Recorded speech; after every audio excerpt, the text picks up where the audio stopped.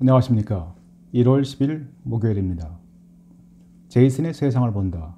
오늘 그 8번째 이야기를 시작하겠습니다. 오늘 말씀드릴 주제는 최근 한반도 인근 해역은 물론 남중국해를 위협하고 있는 중국의 항공모함에 대한 이야기입니다. 오늘은 다소 전문적이고 군사적인 용어가 많이 등장합니다. 끝까지 봐주시면 감사하겠습니다. 오늘자 홍콩의 사우스 차이나 모닝 포스트 보도입니다. 중국 항공모함 001A호가 지난 12월 27일부터 시작된 13일간의 4차 시험 운항을 무사히 마치고 1월 8일 랴오닝성 다롄항에 입항했다는 내용입니다. 001A호는 중국의 두 번째 항공모함입니다. 설계부터 건조까지 중국이 자체 기술을 동원해 만든 최초의 항공모함입니다. 2015년 3월 건조에 착수해서 2017년 4월 진수식을 가졌습니다. 001A호는 그간 총 3차례 시험 운항을 실시한 바 있는데 이번 4차 시험 운항을 끝으로 오는 4월 23일 중국 해군에 인도될 예정입니다. 중국의 항공모함 개발 역사 및 현황을 살펴보겠습니다. 항공모함 보유는 중국 인민해방군의 오랜 수건사항입니다. 중국은 1950년 6.25 전쟁 당시 미 해군 항모에서 날아온 함재기들의 공습으로 중공군이 막대한 희생을 치른 사실을 잘 기억하고 있습니다. 그리고 1996년 대만 위기 당시 미국이 항모 강습전단을 파견해서 중국의 군사적 도발을 실력으로 저지했던 기억도 생생하게 갖고 있습니다. 중국으로서는 항모에 대한 본능적 두려움 속에서 항모 소유에 대한 꿈을 키워온 셈입니다. 시진핑 주석은 2013년 집권 직후부터 군비 증강에 나섰습니다. 특히 항공모함, 전략 원자력 잠수함으로 이루어진 대양 해군의 확장에 많은 관심을 보여왔습니다. 이러한 국가적 지원 분위기에 편승해서 현재 중국은 2012년 9월 취역한 첫 번째 항공모함 랴오닝함에 이어서 두 척의 항모를 보유하게 되었습니다. 현재 상하이 장난조선소에서는 세 번째 항모를 건조 중에 있습니다. 그러면 중국이 보유한 두 척의 항모에 대해서 살펴보겠습니다. 첫 번째 항공모함 랴오닝함은 중국이 1998년 구소련 항모 바략호를 우크라이나에서 도입해서 개조한 것입니다. 마카오의 해상 카지노를 만든다는 명목으로 공정률 70%의 미완성 항모를 미화 2천만 달러에 사들였습니다. 그리고 2002년 다롄조선소로 옮겨와서 항공모함으로 개조하는 작업에 착수했습니다. 그리고 그 여실히 마침내 2012년 첫 번째 항공모함으로 탄생했습니다. 두 번째 항공모함인 001A호는 시진핑 집권 첫 해인 2013년 개발에 착수했습니다. 그리고 2017년 4월 진수에 성공한 진정한 의미의 메이드 인 차이나 항공모함입니다. 중국 공산당으로서는 중국군 현대화의 성과를 의미합니다. 001A호 진수를 통해서 중국은 미국, 러시아, 영국, 프랑스, 이탈리아, 스페인에 이어서 자체 항모 제작 능력을 지닌 7번째 해양 강국 반열에 진입했습니다. 랴오닝함이 항공모함 기술 습득용 또는 훈련용이라면 이번에 시험 운항을 마친 001A호는 명실상부한 실전용 전투용 항모의 위용을 갖추고 있습니다. 001A호는 길이는 315m, 너비는 75m입니다. 랴오닝함보다 길이가 10m 정도 길어졌습니다. 갑판 면적이 넓어지면서 젠15 전투기 24대를 싣는 랴오닝보다 더 많은 32대의 젠15 전투기를 탑재할 수 있게 되었습니다. 그러면 중국과 미국의 항공모함 전력을 비교해 보겠습니다. 중국의 항모 전력은 아직 미국과는 비교하기 힘든 수준입니다. 미국은 제럴드 포드급 항공모함 1척, 니미츠급 항공모함 10척, 와스프급 강습 상륙함 9척, 아메리카급 강습 상륙함 1척 등 총 11척의 항공모함과 10척의 강습 상륙함을 보유하고 있습니다. 미 항모의 만재 배수량이 10만 톤인데 강습 상륙함의 경우에도 와스프급은 4만 톤, 아메리카급은 4만 4천 톤에 달합니다. 중국 항모 랴오닝함과 001A함의 만재 배수량은 6만 톤을 조금 넘습니다. 미국의 강습 상륙함에는 수직 이착륙이 가능한 해리어기, 그리고 F-35B 전투기 및 V-22 오스프리 수직 이착륙기의 탑재가 가능합니다. 사실상 경항모 역할을 수행하는 것입니다. 미국 니미츠급 항공모함의 건조비용은 70억 달러입니다. 중국 001A함의 건조비용은 약 30달러 수준으로 예상이 됩니다. 미국이 2021년에 본격 배치할 예정인 제럴드 포드호는 그 크기가 중국 001A함의 2배에 달합니다. 건조 비용만도 130억 달러라는 천문학적인 비용이 소요되었습니다. 130억 달러가 얼마나 큰 비용인지 한번 비교를 해보겠습니다. 금년도 2019년도 우리나라의 국방 예산이 46조 7천억 원입니다. 달러로 환산한다면 416억 달러입니다. 제럴드 포드 항공모함이 얼마나 비싼 함정인지 상상하실 수 있을 것입니다. 우리 국방 예산으로는 이 항공모함 3척을 건조하면 남는 돈이 별로 없게 된다는 의미입니다. 하나 더 예를 들어보겠습니다. 2018년에 한국이 낸 주한미군의 주둔 부담금은 9,602억 원, 약 8억 6,400만 달러입니다. 28,500명 주한미군 전체 주둔 비용 17억 달러의 약 50%에 해당하는 액수입니다.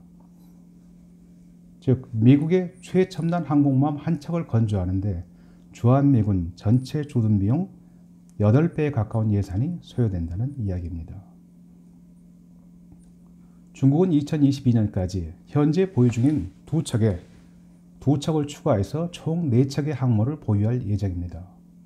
그리고 장기적으로는 최대 6척까지 항모를 늘려서 러시아를 제치고 명실상부한 세계 2위의 해군 전력을 갖겠다는 원대한 목표를 세워두고 있습니다. 지금 상하이 장난조선소에서 건조 중인 3번째 항모부터는 기존 항모에 채용했던 스키 점프식 이륙 시스템이 아니라 미국의 항모처럼 평평한 갑판에 사출식 이륙 시스템을 채용할 계획입니다.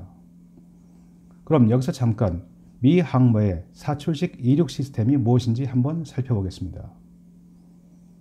미 항모가 가지고 있는 C-13-2 캐터펄트 시스템은 무게 36톤이 나가는 함재기를 단 2초 만에 시속 260km라는 엄청난 속도로 가속시켜서 불과 90m의 짧은 거리를 질주하면서 하늘로 날아오르도록 도와주는 장치입니다. 니미츠 항공모함의 갑판 아래에는 이러한 사출기가 4개 설치되어 있습니다. 그러면 미국의 항공모함과 비교되는 중국 항공모함의 취약점들을 살펴보겠습니다. 총 5가지 사항들입니다. 첫째, 중국의 항공모함은 핵 추진 항공모함이 아닌 디젤 추진식의 항공모함입니다. 미 항모는 핵 추진 항공모함이기 때문에 연료 재보급 없이 20년간 운항이 가능합니다. 한 번 출항하면 9개월 이상의 장기 작전 수행이 가능합니다. 그러나 연료 먹는 하마라고도 불리는 중국의 디젤 추진식 항모는 2주 이상의 해양 작전을 수행하기 위해서는 반드시 대형 해상 군수 지원함의 지원을 받아야만 합니다. 참고로 현재 미국을 제외하고 전 세계 항공모함 보유국 중에서 프랑스가 유일하게 핵 추진 항공모함 샤를 드고람을 운영하고 있습니다. 둘째, 중국 항모의 함재기 이륙 시스템은 사출식이 아닌 스키 점프식입니다. 항공모함이 전투기를 하늘에 띄우는 사출 능력은 항공모함 평가에서 가장 중요한 요소 중 하나입니다. 전기 추진식 또는 전자기식 사출 시스템을 갖춘 미 항모와 달리 중국 항모는 배 앞머리가 배 뒷부분에 비해서 위로 치켜 올라간 스키 점프 방식을 사용합니다. 이렇게 발생한 양력을 통해서 함재기를 띄우는 방식입니다. 랴오닝호에는 총 36대의 항공기가 탑재됩니다. 24대의 젠 15 전투기와 12대의 헬기를 실을 수 있습니다. 헬기는 잠수함을 잡는 대잠 헬기 6대, 공중 조기 경보 헬기 4대, 군안 헬기 2대 등입니다. 그러나 6만 톤이 조금 넘는 작은 선체에 스키 점프대 방식의 이륙 방식을 택하고 있어서 10만 톤의 크나큰 몸집에 사출기 방식을 채택한 미국 항공모함들과는 다릅니다. 미 항모들은 60대가 넘는 항공기를 탑재하고 E2 호크아이 같은 자체 조기 경보기, C2 그레이하운드 수송기 등까지 항공모함에 탑재해 놓고 있습니다. 중국의 두 번째 항모인 001A함의 경우에는 배의 앞머리 각도가 12도입니다. 랴오닝 함의 14도보다는 2도 낮아졌습니다. 그러나 여전히 스키 점프식 이륙 시스템을 택하고 있습니다. 함재기를 띄우는 데만도 함재기 연료의 20%가 소모되기 마련입니다. 연료를 가득 채우고 각종 무기와 포탄으로 중무장한 전투기를 띄우는데 구조적 한계가 있습니다. 결국 공격 능력과 작전 반경이 떨어지게 마련입니다. 또 하나, 스키 점프식 이륙 시스템은 항모가 20노트 이상의 기동 속도를 유지하면서 불어오는 맞바람을 제대로 이용해야만 함재기가 수월하게 이륙할 수 있습니다. 바다의 풍속과 풍향에 영향을 많이 받는다는 것은 전천후 작전 활동에 치명적인 단점이 됩니다. 사출식 시스템을 채용한 미 항모가 주간에는 37초당 1대, 야간에는 1분에 1대꼴로 24시간 365일 함재기를 띄울 수 있는 것과는 근본적으로 차이가 있습니다. 셋째, 중국 항모는 조기 경보 능력이 여전히 취약합니다. 항공모함은 적 항공기와 장거리 대함 미사일 공격에 취약하기 때문에 조기 탐지 능력이 필수적입니다. 미 항모는 E2 호크아이라는 뛰어난 성능의 공중 조기 전자 경보기를 탑재하고 있습니다. 호크아이는 둥근 접시 모양의 레이더를 탑재하고 360도 전 방향에서 조기 경보가 가능합니다. 미 항모에는 통상 4대의 호크아이 정찰기가 탑재되어서 24시간 조기 경보 체제를 유지하고 있습니다. 호크아이의 동체에 달린 직경 7.2m짜리 원반형 레이더는 2000개의 목표를 추적하고 40개의 목표를 동시에 추적하는 놀라운 성능을 보여줍니다. 바다 위 9km 상공에 떠서 전후, 좌우, 상하 600만 입방마일에 걸쳐서 날아오는 미사일과 드론, 항공기 등 각종 위협을 감지합니다. 평방마일이 아닌 입방마일입니다. 입체적으로 감시를 하는 것입니다. 이에 반해 중국의 랴오닝함은 설령 대형 조기 경보기를 탑재한다 해도 이를 공중으로 날려보낼 수 있는 사출 능력이 없습니다. 결국 헬기에 조기 경보 레이더를 부착해서 2시간 정도 선회하는 데 그치고 있습니다. 현대전에서는 단 한순간도 긴장을 늦추지 않고 먼저 적을 발견하는 측이 단연 유리합니다. 중국 항모가 가진 네 번째 취약점입니다. 항모에 실리는 함재기가 질적, 양적으로 크게 떨어집니다. 중국 항모의 함재기 탑재 능력은 30여 대 전후입니다. 미 항모 탑재 능력의 절반에도 미치지 못합니다. 미 항모의 경우에는 80대 정도를 실을 수 있습니다. 기본적으로 FA-18 슈퍼호넷 전투기 50여 대, EA-18G 그라울러 전자전 공격기 4대, E2 호크아이 조기 경보기 4대, H-60 시호크 헬기 6대, 그리고 V-22 오스프리 수직 이착륙기 등을 싣고 다닙니다. 중국 항모가 가지고 있는 함재기 젠15는 중국이 우크라이나로부터 수호이 33을 도입한 후에 리버스 엔지니어링을 통해서 만든 함재기입니다. 젠15가 중국 항모 랴오닝호에서 날개를 접은 채 갑판으로 올라오는 모습은 미국 함재기에 비해서도 조금 더 손색이 없는 당당한 모습입니다. 그리고 중국은 젠15가 미 해군의 슈퍼호넷과 대등한 성능을 가진 전투기라고 자랑합니다. 그러나 젠15는 개발된 지가 이미 30년이 넘은 러시아 전투기 수호이 33을 무단 복제해서 만든 전투기입니다. 게다가 중국 자체 엔진 제작에 실패했습니다. 불법 무단 복제 짝퉁의 한계를 극복하는 데 어려움을 겪고 있습니다. 원래 모델은 러시아 수호이 33보다 엔진 출력이 무려 30%나 떨어집니다. 다시 말하면 대형 SUV 모하비에 중형 SUV 산타페 2.0 엔진을 얹어서 고속도로를 마구 밟고 다니는 격입니다. 젠15의 최대 이륙 중량은 33톤으로 상당히 무겁습니다. 스키 점프대식 갑판에서 이륙하기에는 벅찬 무게입니다. 결국 연료와 무장을 줄일 수밖에 없는 것입니다. 이렇게 되면 함재기로서는 작전 능력과 항속거리 감소를 의미합니다. 그러면 이제 와서 중국으로서는 어떤 방법이 있겠습니까? 그렇다고 이제 와서 러시아로부터 수호이 33용 엔진을 직수입할 수 있는 가능성도 별로 없습니다. 러시아는 당시 중국의 지적재산권 탈취에 대해 크게 분노한 바 있습니다. 제인 15년 현재까지 10여 대가 생산되었는데 엔진 문제 이외에도 비행 통제 장치의 근본적 문제를 안고 있습니다. 최근 수년간에는 함재기 훈련 과정에서 3명의 조종사가 희생되었습니다. 조종사 양성에는 오랜 시간이 필요합니다. 그리고 함재기 없는 항공모함은 아무런 의미가 없습니다. 중국의 신형 함재기 개발이 길어질수록 항공모함들의 함재기 부족 현상은 깊어지고 중국의 원양으로의 해군 전력 투사는 어려워질 수밖에 없습니다. 중국은 미 해군처럼 4척을 건조해서 한 척은 상시 작전에 투입하고 3척은 정비 및 교육에 투입한다는 계획이지만 이 모두가 함재기 없이는 불가능한 일들입니다.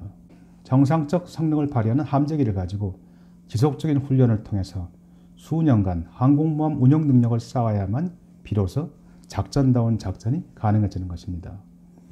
5번째, 중국은 항공모함 운영에 대한 노하우가 크게 부족한 상황입니다. 몇 년 전 US Naval Institute가 발간한 미 해군 100년사 100 Years of US Navy에 따르면 함재기에서 이착륙하는 미 해군과 해병대 함재기가 육상 활주로에서 출격하는 미 공군 항공기와 비슷한 수준으로 사고율을 끌어올리는 것이 얼마나 어려운 것인지를 단적으로 보여주고 있습니다. 1948년부터 1988년까지 40여 년간 미 해군은 12,000대의 항공기, 8,500명의 조종사 및 항공모함 운영 인력을 잃었습니다.